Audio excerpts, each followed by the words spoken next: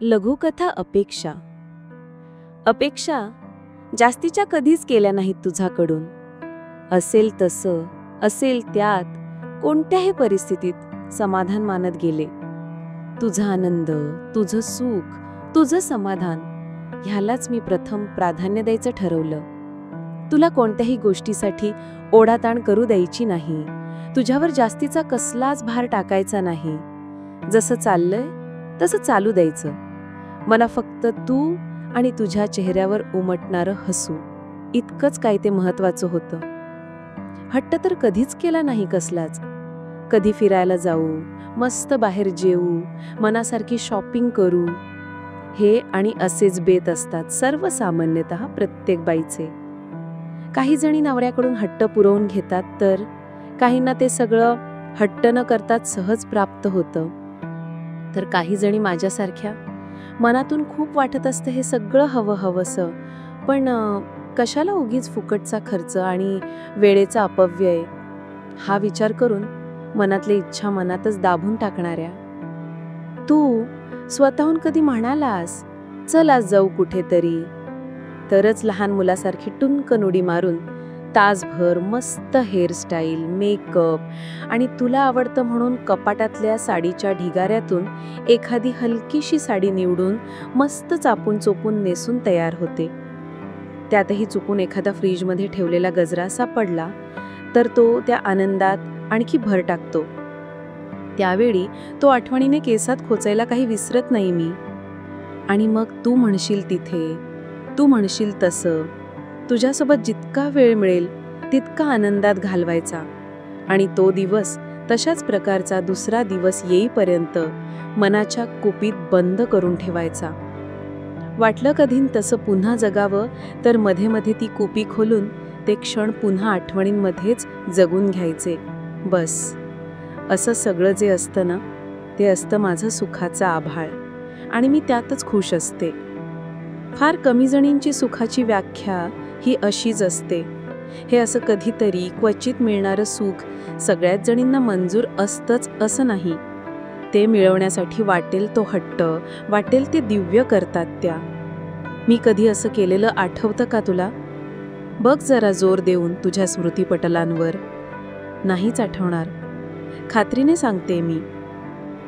माझ्या अपेक्षा माहीत आहेत तुला, तरी देखील तू जाणीवपूर्वक टाळतोस.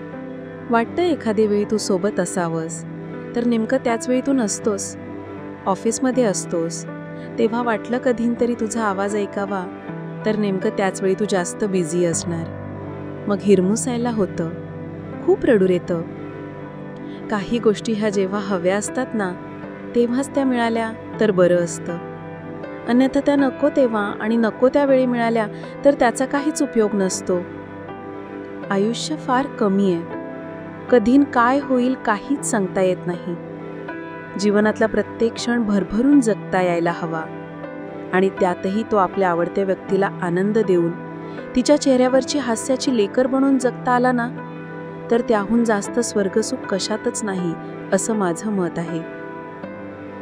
प्रेमात असो की वैवाहिक जीवनात जास्तीच्या अपेक्षा नसाव्यात असं म्हणतात, पण आपला जोडीदार आपल्या नजरेसमोर असावा. दिवसातून एकदा तरी त्याच्या खांद्यावर 5 मिनिटं का होईना डोकं टेकून शांत डोळे मिटून बसता यावं. दिवसभराच्या कामाच्या व्यापातून, दगदगीतून दोघांनीही थोडासा वेळ फक्त एकमेकांसाठीच राखून ठेवावा. कधी अस्वस्थ, बेचैन वाटत असताना औषध घेण्यापेक्षा काही मिनिटं फक्त जोडीदाराच्या मिठीत स्वतःला बंदिस्त करून घ्यावं. अर्धा अधिक आजार म्हणा किंवा बेचैनी म्हणा, तिथेच बरी होऊन जाते. कधी एकटं वाटत असेल की औचित नेमकं त्याच वेळी त्याचा फोन यावा. हे जे काय सगळं असतं ना, त्याला अपेक्षा म्हणणं कितपत योग्य आहे? त्याला आपण अपेक्षा म्हणू शकतो का? जेव्हा 2 मनं एकरूप होतात तेव्हा माझं तुझं असं काहीच उरत नाही. तेव्हा जे असेल ते सगळं आपलं होऊन जातं. मग जर त्यापैकी एखाद्याला वरील सगळ्या गोष्टी आपल्या जोडीदाराकडून अपेक्षित असतील, तर त्या अपेक्षा असतात की 2 एकरूप झालेल्या मनांमधनं उमटणाऱ्या प्रेमलहरी असतात.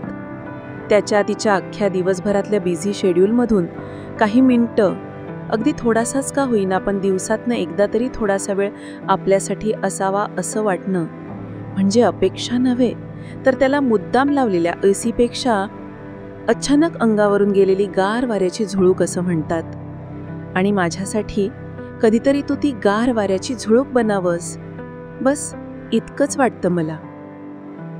सादरकर्ता कोकणी यूट्यूबर, कथालेखन शैला कदम, कणसोली कणकवली. संपूर्ण कथा ऐकल्याबद्दल धन्यवाद. कथा आवडल्यास लाईक, कॉमेंट करून इतरांना शेअर करा. अशाच नवनवीन मराठी कथा ऐकण्यासाठी आमच्या कोकणी यूट्यूबर या यूट्यूब चॅनलला सबस्क्राईब करा.